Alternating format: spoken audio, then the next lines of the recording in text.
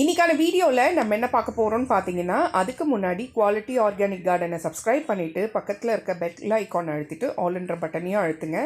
அப்போ தான் நான் போடுற புது வீடியோஸ் உங்களுக்கு நோட்டிஃபிகேஷனில் வரும். நம்ம சப்ஸ்கிரைபர்ஸ் எல்லாருக்குமே தெரியும், குவாலிட்டி ஆர்கானிக் கார்டன் வந்துட்டு குவாலிட்டி நர்சரி கார்டனோட சப் சேனல் தான்ன்றது. புதுசாக வரவங்களுக்கு வந்துட்டு குவாலிட்டி நர்சரி கார்டன் என்ற சேனல் வந்துட்டு ஃபுல்லாக ஃப்ளவர்ஸை பற்றியும் ஃபர்டிலைசர்ஸை பற்றியும் அதில் இருக்கிற ஏதாவது பூச்சி தாக்குதலோ இல்லை மண் கலவையோ அதை பற்றி சொல்கிறது குவாலிட்டி நர்சரி கார்டன். அடுத்தது வந்துட்டு குவாலிட்டி ஆர்கானிக் கார்டன்ன்றது ஃபுல்லாக வெஜிடபிள்ஸ் பற்றியும் ஹர்ப்ஸ் பற்றியும் அதில் இருக்கிற ஃபர்டிலைசர்ஸ் அதில் இருக்கிற ப்ராப்ளம்ஸ் எல்லாமே சொல்கிறது தான் குவாலிட்டி ஆர்கானிக் கார்டன். உங்களுக்கு கார்டனிங் ப்ராடக்ட்ஸ் ஏதாவது வேணும்னாலோ ஃபர்டிலைசர்ஸோ பாட்டிங் மிக்ஸோ இல்லை க்ரோ பேக்கோ பாட்ஸோ எது இருந்தாலும் பிளான்ஸோ எது இருந்தாலும் மேலே இருக்கிற நம்பருக்கு வாட்ஸ்அப் பண்ணுங்கள். நான் போடுற வீடியோஸ் உங்களுக்கு பிடிச்சு அதே மாதிரி உங்களுக்கு யூஸ்ஃபுல்லாக இருந்துச்சுன்னு நினச்சிங்கன்னா ஒரு சின்ன லைக் கொடுத்து அதே மாதிரி உங்கள் ஃப்ரெண்ட்ஸ் அண்ட் ஃபேமிலி ரிலேட்டிவ்ஸ்க்கு ஷேர் பண்ணுங்கள். கூடவே ஒரு சின்ன கமெண்ட் கொடுத்தீங்கன்னா அது எனக்கு ஒரு ரொம்ப மோட்டிவேஷனாக இருக்கும். ஸோ வாங்க வீடியோக்குள்ளே போகலாம். ஸோ இன்றைக்கான வீடியோவில் நம்ம என்ன பார்க்க போகிறோம்னு பார்த்தீங்கன்னா, இந்த மாதம் ஜூன் மாதத்துக்கான காய்கறி விதைகள் என்னென்ன பதிவு பண்ணலாம் அப்படின்றது தான் பார்க்க போகிறோம். எனக்கு ஒரு சிஸ்டர் மெசேஜ் பண்ணியிருந்தாங்க, சிஸ்டர் இந்த ஜூன் மாதத்தில் என்னெல்லாம் விதைவிக்கலான்ட்டு ஒரு சின்ன நோட்ஸ் மாதிரி போடுங்க அப்படின்னு சொல்லியிருந்தாங்க. கண்டிப்பாக போடுறேன் சிஸ்டர்னு சொல்லியிருந்தேன். அதே மாதிரி இந்த வீடியோவில் நோட்ஸும் அட்டாச் பண்ணியிருக்கேன். ஸோ கண்டிப்பாக நீங்களும் இந்த வீடியோவை ஃபுல்லாக பார்த்துட்டு எப்படி இருந்துச்சுன்னு கமெண்ட்டில் சொல்லுங்கள். இந்த வீடியோ வந்துட்டு கண்டிப்பாக உங்களுக்கு யூஸ்ஃபுல்லாக இருக்கும்னு நான் நம்புகிறேன். ஸோ இந்த ஜூன் மாதத்தை பொறுத்த வரைக்கும் இவ்வளோ நாள் வெயில் கடுமையாக இருந்திருக்கும். மேலே பயங்கரமான கடுமையாக இருக்க வெயில், முன் கத்திரி பின் கத்திரி அக்னி நட்சத்திரம். அதனால் எந்த புது விதைகளையும் நம்ம விதைக்க வேண்டாம், நான் ஏற்கனவே சொல்லியிருப்பேன். இருக்கிற செடியை மெயின்டைன் பண்ணி காப்பாற்றினாலே தான் போதும். புதுசாக நம்ம செடி இப்போதைக்கு வைக்க வேண்டாம்னு சொல்லியிருந்தேன். ஆனால் இப்போ ஜூன் மாதம் ஓரளவுக்கு மான்சூன் மாறும். ஈவினிங்கில் கொஞ்சம் குளுமையாக இருக்கும், காலையிலேருந்து செம்ம வெயில் இருக்கும். ஸோ அந்த மாதிரி டைமில் நம்ம புதுசாக எந்த விதைகள் போட்டாலும் நல்ல ஒரு க்ரோத் கொடுக்கும். ஸோ இந்த ஜூன் மாதம் என்னென்ன விதைகள் நம்ம போடலான்றதை பார்க்கலாம் வாங்க. ஸோ வீடியோவை ஸ்கிப் பண்ணாமல் கடைசி வரைக்கும் பாருங்கள், ஃபுல் டீட்டெயில் சொல்லியிருக்கேன். ஸோ ஃபஸ்ட்டு என்னன்னு கேட்டிங்கன்னா, ஒரு செடி வைக்கிறீங்க, காய்கறி செடின்னா அதுக்கு என்ன மாதிரி விதைகள் தான் ரொம்ப ரொம்ப முக்கியம். ஸோ அதுக்கு என்ன மாதிரி விதைகளை நீங்கள் சூஸ் பண்ண போகிறீங்க அப்படின்றது ரொம்ப மெயின்ங்க. ஃபஸ்ட்டு ஹைப்ரிட் இருக்குது, அதுக்கு அடுத்தது நாட்டு விதை இருக்குது.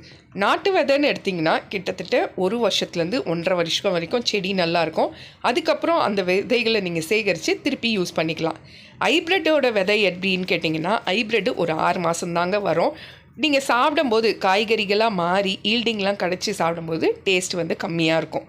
ஸோ இதுதான் ஃபஸ்ட்டு டிஃப்ரென்ஸ். ஸோ நான் ப்ரெஃபர் பண்ணுறது எப்போவுமே நாட்டு விதைகள் சூஸ் பண்ணிக்கோங்க. நாட்டு விதைகள் எடுத்துகிட்ட பிறகு அதுக்கப்புறம் மெயினானது மண்கலவை. மண்கலவைக்கு முன்னாடி க்ரோ பேக். இப்போ என்ன செடி நீங்கள் ரெடி பண்ண போகிறீங்க, இப்போ கத்திரிக்காய் செடி ரெடி பண்ணுறீங்களா, இல்லை வெண்டைக்காய் செடி வைக்க போகிறீங்களா, பச்சை மிளகாய் செடி வைக்க போகிறீங்களா, எதை வைக்கிறீங்கன்றது நீங்கள் சூஸ் பண்ணக்கூடிய இந்த க்ரோ பேக். அப்படி இல்லைன்னா தொட்டி, அப்படி இல்லைன்னா இந்த வாட்டர் கேனெல்லாம் இருக்குது இல்லைங்களா, அதை சிலவங்க கட் பண்ணி வச்சுருப்பாங்க, அதை கூட நீங்கள் யூஸ் பண்ணிக்கலாம். ஆனால் எதை சூஸ் பண்ணாலும் அடியில் கண்டிப்பாக ட்ரைனேஜ் ஹோல் இருக்கணுங்க. ட்ரைனேஜ் ஹோல் ரொம்ப ரொம்ப ரொம்ப முக்கியம். இல்லைன்னா செடி வைக்கிற டைமில் நீங்கள் வச்சு தண்ணி ஊற்றிக்கிட்டே வருவீங்க, ஆனால் அது அழுகி போயிடும். அதனால் எப்போவுமே ட்ரைனேஜ் ஹோல் முக்கியம். க்ரோ பேக்கில் பொறுத்த வரைக்கும் ஆட்டோமேட்டிக்காக அவங்களே ட்ரைனேஜ் ஹோல் போட்டு தாங்க கொடுப்பாங்க. நம்மக்கிட்ட இருக்கிற க்ரோ பேக்ஸில் ஃபுல்லாகவே ட்ரைனேஜ் ஹோல் போட்டு தான் வரும். ஆனால் பாட்ஸில் பார்த்திங்கன்னா ட்ரைனேஜ் ஹோல் வாங்குறவங்க தான் போடணும். இப்போ கஸ்டமர்ஸ் வாங்குறீங்கன்னா அவங்க தான் ட்ரைனேஜ் ஹோல் போட்டுப்பாங்க.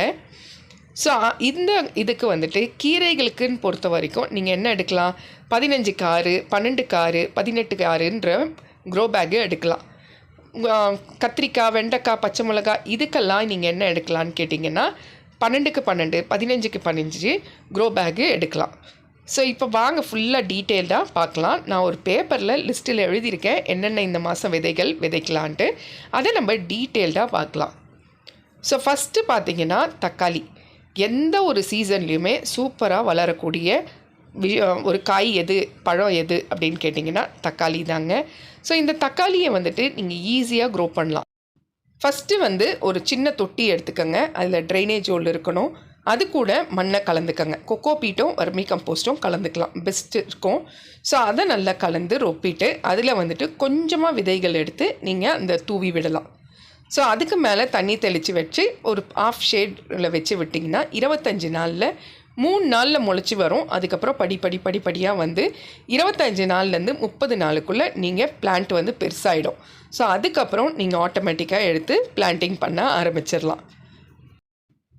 ஒரு தொட்டிக்கு ஒரு பிளான்ட்டு, அதாவது இப்போ 12க்கு 12னா 2 செடி வைக்கலாம், 15க்கு 15னா 3 செடி வைக்கலாம், 9க்கு 9னா ஒரு செடி தான் வைக்கணும். ஸோ இந்த கேப்பில் நம்ம விட்டோம் அப்படின்னா தக்காளி வந்து நல்ல ஒரு ஈல்டிங் கிடைக்குங்க. ஒரே தொட்டி இப்போ 12க்கு 12 எடுக்கிறீங்க, அதில் வந்துட்டு 3-4 நாற்று வச்சு விட்டுடுறீங்க அப்படின்னா கண்டிப்பாக செடி வந்து பாதிக்கும். அதே மாதிரி உங்களுக்கு ஈல்டிங்கும் அவ்வளோ கிடைக்காது. அதனால் 12க்கு 12 எடுத்திங்கன்னா 2, 15க்கு 15 எடுத்திங்கன்னா 3, 12க்கு 15 எடுத்திங்கன்னா 2 இல்லைனா 1, 9க்கு 9ல் கம்பல்சரி 1 தான் வைக்கணும். இது வந்து தொட்டி கணக்கு. அதுக்கு அடுத்தது பார்த்திங்கன்னா பச்சை மிளகாவும் ஈஸி க்ரோயிங் தாங்க. வச்சு கொஞ்ச நாள்லேயே வந்துட்டு உங்களுக்கு நல்ல ஒரு ஈல்டிங் கொடுக்க ஆரம்பிச்சிடும். ஸோ பச்சை மிளகாவில் டைப்ஸ் என்னென்னு பார்த்தீங்கன்னா காந்தாரி மிளகா இருக்குது, வானம் பார்த்த மிளகா இருக்குது, கலர் மிளகா இருக்குது, அடுத்தது வந்துட்டு நீல மிளகா இருக்குது, குண்டு மிளகா இருக்குது. இதெல்லாம் பச்சை மிளகாவோட வெரைட்டிஸ். இது இல்லாமல் கொடை மிளகா இருக்குது, பஜ்ஜி மிளகா இருக்குது, நல்ல ஒரு காரல் மிளகா இருக்குது. ஸோ இதை மிளகா நிறைய இருக்குது. எந்த மிளகா போட்டாலும் இந்த சீசனுக்கு நல்லா வருங்க. சரி, இதெல்லாம் நம்ம சொல்லிட்டு வரோம். மண்கலவை எவ்வளோ முக்கியம், ஆனால் அந்த மண்கலவையை நான் சொல்லவே இல்லையே. ஆமாங்க, ஒரு செடி நம்ம வைக்கிறதுக்கும் மண்கலவை அதோட உயிர் நாடி மாதிரி. ஸோ அந்த மண்கலவை நம்ம எப்படி வைக்கணும் அப்படின்னு கேட்டிங்கன்னா 2 பங்கு கொக்கோ பீட்டு, 1 பங்கு செம்மண், 1 பங்கு வர்மி கம்போஸ்ட், 1 பங்கு தொழு உரம், வேப்பம் புண்ணாக்கு ஒரு வர கைப்பிடி அளவும், கூட மிக்ஸ்டு பயோ ஃபர்டிலைசர் உயிர் உரங்கள் அதை வந்துட்டு ஒரு அரை கைப்பிடி அளவு, அடுத்தது வந்து Epsom salt 2 teaspoon, phone meal நீங்கள் யூஸ் பண்ணுறதா இருந்தால் போன் மீல், அப்படி இல்லைன்னா ராக் ஃபாஸ்பேட் வந்துட்டு 1 டீஸ்பூன். இதை எல்லாத்தையும் சேர்த்துட்டு ஒன்று புளிச்ச மோர், அப்படி இல்லைன்னா பஞ்சகாவியா நல்லா தெளித்து விட்டுட்டு மண்ணை நல்லா கலரி விட்டுட்டு அதுக்கப்புறம் செடி வச்சு பாருங்கள், உண்மையிலேயே அட்டகாசமாக விளைச்சல் கொடுக்குங்க. மண் ரொம்ப சூடாக இருக்கிறதுனால லைட்டாக தண்ணி தெளித்து மண்ணை வந்து பக்குவம் படுத்தி அதுக்கப்புறமும் செடி வைக்கலாம். ஆனால் நம்ம புளிச்ச மோரோ இல்லை புளிச்ச பஞ்சகாவியாவோ தெளிக்கும் போது சீக்கிரமாக நம்மளுக்கு வந்துட்டு மண் மக்க ஆரம்பித்து நீங்கள் செடி வைக்க ஆரம்பிச்சிடலாம். ரொம்ப முக்கியமானது மண் கலவை. நம்ம இந்த மெத்தடை தான் யூஸ் பண்ணுறோம். அதுக்கு அடுத்தது பார்த்திங்கன்னா கத்திரிக்காய் வகைகள்ங்க. கத்திரிக்காய் வகைகளில் கத்திரிக்காயும் நாற்று எடுத்து நீங்கள் வந்து செடியை நடவு போகிறது தான். ஸோ இந்த தக்காளி, கத்திரிக்காய், பச்சை மிளகா இதுக்கெல்லாம் டைரக்ட் சன்லைட் 8 மணி நேரம் சன்லைட் தேவைங்க. 25 நாள் வரைக்கும் அது குட்டி பிளான்ட்டாக இருக்கும். நீங்கள் விதை போட்டதுலேருந்து 25 நாள் வரைக்கும் அது சின்ன செடியாக இருக்கும், குழந்த மாதிரி இருக்கும். அது வரைக்கும் ஒரு ஹாஃப் ஷேடில் வச்சு நீங்கள் வளர்க்கலாம். ஆனால் அதுக்கப்புறம் நீங்கள் வந்துட்டு ஃபுல் டைரக்ட் சன்லைட்டில் நீங்கள் வைக்கணும். எப்போ முதல்ல செடி எடுத்து வேறு தொட்டிக்கு பதியம் பண்ணுறீங்களோ, நாற்று எடுத்து வைக்கிறீங்களோ, அந்த டைம்லேருந்து உங்களுக்கு வந்துட்டு செடி வந்து நல்ல வெயிலில் இருக்கணும், தண்ணி அதுக்கு தாராளமாக இருக்கணும். ஸோ கத்திரிக்காய், தக்காளி, பச்சை மிளகா இது 3மே நாற்று எடுத்து வைக்க வேண்டிய செடிகள். அதுக்கு அடுத்தது பார்த்திங்கன்னா வெண்டைக்காய் வந்து ரொம்ப ஈஸி க்ரோயிங்க. 3ஆவது நாள் ஜெர்மினேட் ஆகிடும், 35ஆவது நாள் காய் விட ஆரம்பிச்சிடும். ஸோ இந்த வெண்டைக்காவை நம்ம டைரெக்டாக எந்த தொட்டியில் நீங்கள் ப்ரெஃபர் பண்ணுறீங்க, இப்போ 12க்கு 12 எடுக்கிறீங்க, 9க்கு 9 எடுக்கிறீங்க, 15க்கு 15 எடுக்கிறீங்க, இல்லை ஸ்கொயர் தொட்டி 10, 12, 14 இன்ச்சில் எடுக்கிறீங்க, அப்படி இல்லைன்னா ரவுண்டு தொட்டி வந்துட்டு எடுக்கிறீங்க, 12 எடுக்கலாம், 14 எடுக்கலாம். ஸோ இந்த மாதிரி நீங்கள் எடுக்கிறீங்கன்ற பட்சத்தில் வெண்டைக்காவை வந்து டைரெக்டாக ஊனி விடலாம். ரொம்ப ஆழமாக ஊனக்கூடாதுங்க, சும்மா லைட்டாக உங்கள் விரல் நுனி வந்து லைட்டாக படணும், அவ்வளோதான். அதில் ஒரு ஹோல்ஸ் போட்டுட்டு அதில் வெண்டைக்காய் விதையை போட்டு விட்டுட்டு நீங்கள் தண்ணி ஊற்றி விடலாம். வெண்டைக்காய்க்கு வந்து நாற்று எடுத்து வைக்கணும்னு அவசியம் இல்லை, டைரெக்டாக விதை போட்டு அதுலேருந்தே நீங்கள் வளர வைக்கலாம். வெண்டைக்காவை பொறுத்த வரைக்கும் 3ஆவது நாள் ஜெர்மினேட் ஆகிடுங்க.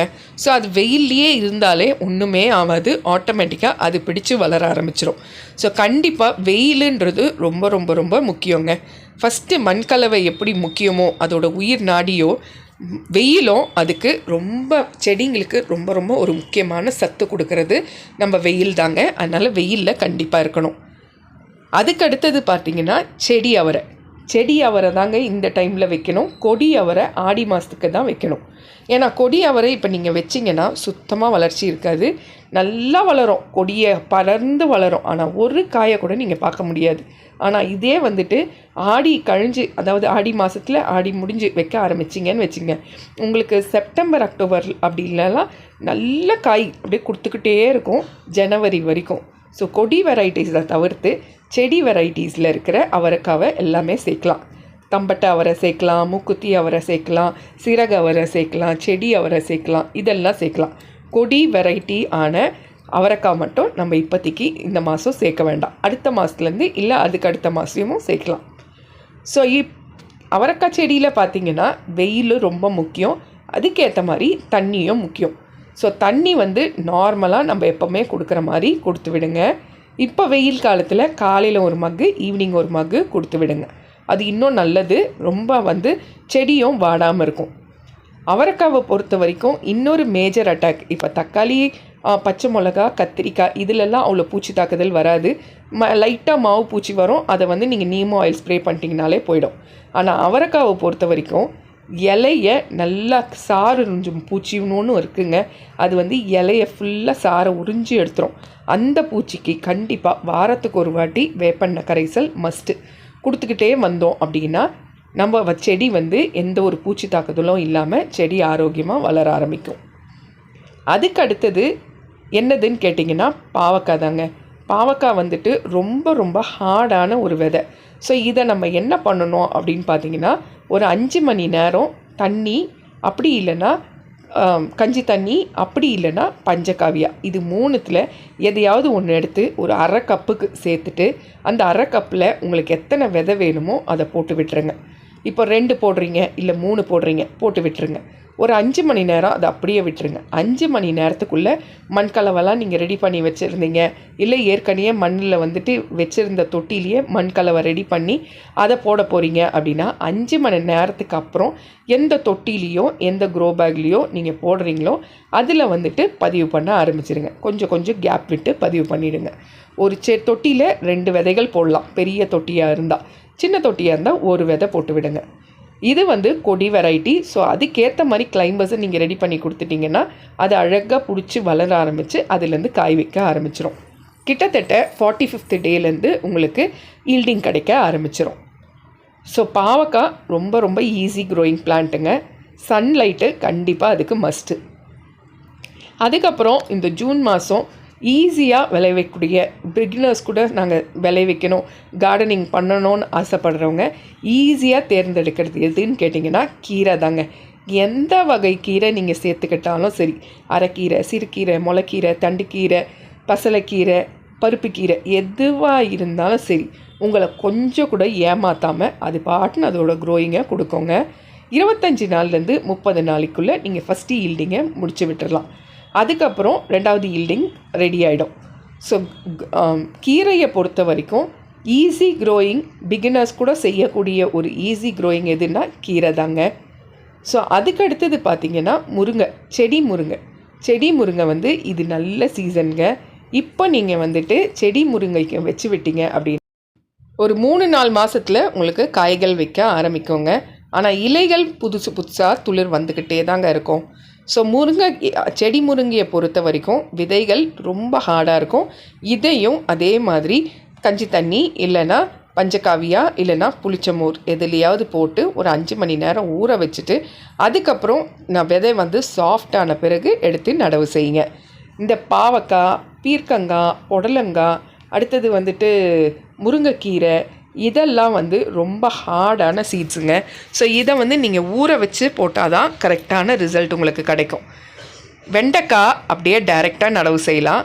கூட கத்திரிக்காய், பச்சை மிளகா, அடுத்தது தக்காளி இதெல்லாம் லைட்டாக சின்ன தொட்டியில் போட்டு அதுலேருந்து வர நாற்று எடுத்து 25 நாள் 30 நாளில் நாற்று எடுத்து வேறு தொட்டியில் வச்சு அதுக்கான சப்போர்ட்டை கொடுத்தீங்கன்னா அது வளர ஆரம்பிச்சிடும். அடுத்தது பார்த்திங்கன்னா முள்ளங்கி தாங்க.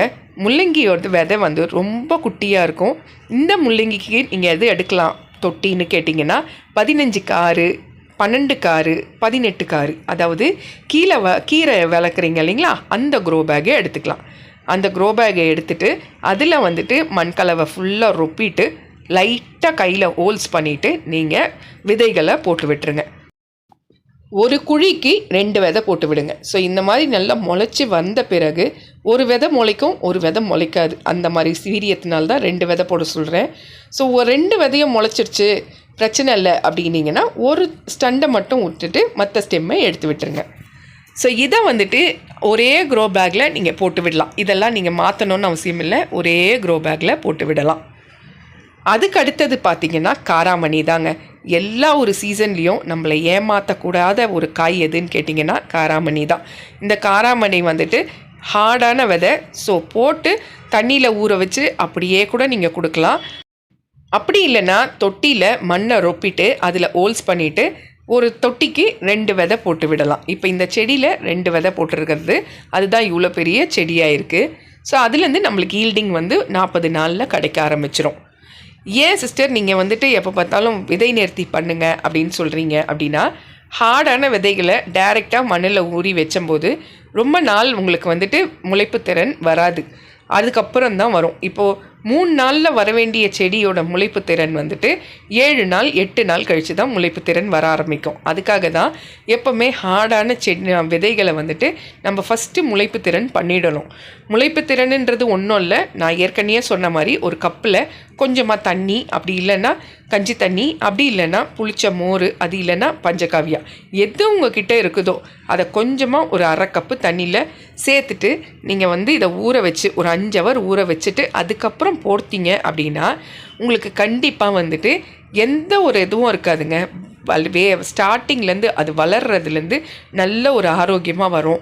எந்த ஒரு ஃபங்கல் இன்ஃபெக்ஷனும் வராது, செடியில் பூச்சி தாக்குதல் வராது. ஏன்னா உங்களுக்கு வந்து போடுற விதையே வந்து நல்லா ஊற வச்சு நல்ல ஒரு பஞ்சகாவிலையோ இல்லை புளிச்ச மோர்லேயோ நம்ம போடுறதுனால க்ரோத்தும் உங்களுக்கு வந்துட்டு நல்ல ஒரு க்ரோத் இருக்கும், நல்ல ஒரு ஈல்டிங்கும் கிடைக்கும். அதுக்காக தான் ஊற வச்சு போடுறது ஹார்டான விதைகளை.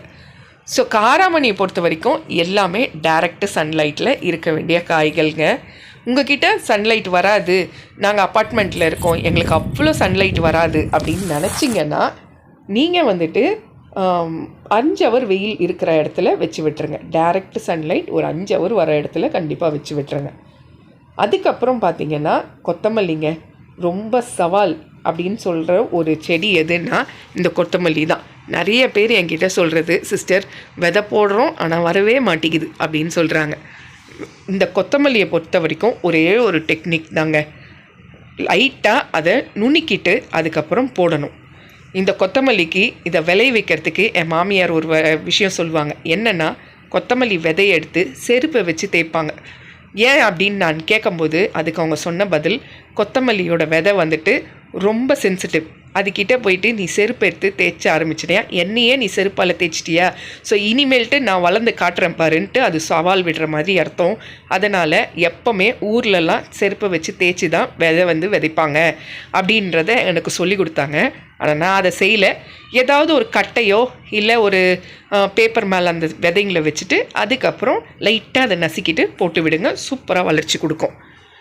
அதுக்கடுத்தது லாஸ்ட்டாக சின்ன வெங்காயங்க, விதையில் வச்ச சின்ன வெங்காயத்தையும் நீங்கள் போடலாம். அது கொஞ்சம் லேட் ஆகும்.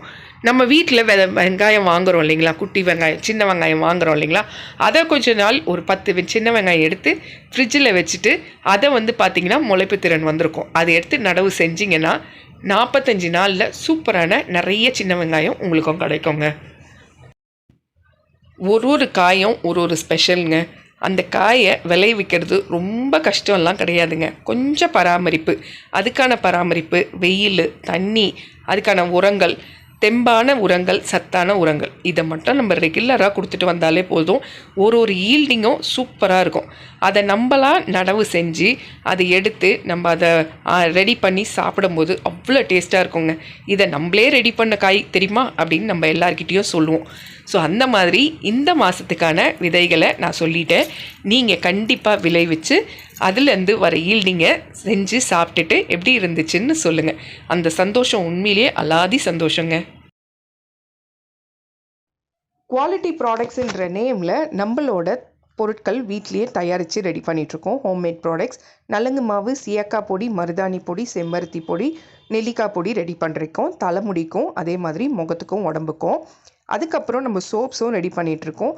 எல்லாமே ஹெர்பல் சோப்ஸ் தான். அலோவேரா சோப்பு, துளசி சோப்பு, குப்பமேனி சோப்பு, இப்போ வந்துட்டு சந்தனம் சோப் வந்துட்டு ஆட் பண்ணியிருக்கோம். அடுத்தது கஸ்தூரி மஞ்சள் சோப்பு, நலங்கு மாவு சோப்பு, முல்தானி மெட்டி சோப்புன்னு சோப்பு வகைகள் ரெடி பண்ணிகிட்ருக்கோம். அதே மாதிரி ஏர் ஆயில் 12 மூலிகை பொருட்கள் நம்ம தோட்டத்துலேருந்தே எடுத்து 12 மூலிகை பொருட்கள் சேர்த்துருக்கோம். கூடவே செக்கில் ஆட்டின சுத்தமான தேங்காய் எண்ணெயோட வெந்தயமும் கருஞ்சீரகமும் சேர்த்து ஏர் ஆயில் ரெடி பண்ணி சேல்ஸ் பண்ணிகிட்ருக்கோம். ஸோ வேணுன்றவங்க மேலே இருக்கிற நம்பருக்கு வாட்ஸ்அப் பண்ணுங்கள். ஃபஸ்ட்டு டைம் நீங்கள் வாங்கி யூஸ் பண்ணிங்கன்னா கண்டிப்பாக நீங்கள் அடுத்த முறை வாங்குவீங்க. அந்த அளவுக்கு ரொம்ப சுத்தமானதாகவும் தரமானதாகவும் நம்ம ரெடி பண்ணிகிட்ருக்கோம். ஸோ வேணுன்றவங்க மேலே இருக்கிற நம்பருக்கு வாட்ஸ்அப் பண்ணுங்கள்.